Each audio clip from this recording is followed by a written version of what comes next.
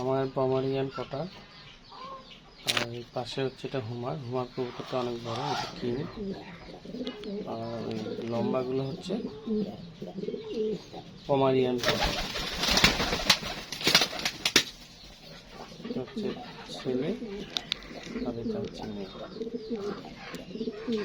আর এটা হচ্ছে হুমার, এটা হচ্ছে কিং।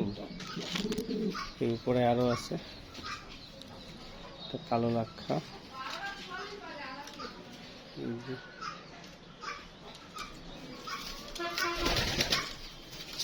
এখানেও হুমার আছে, দুটি হুমার উপরে।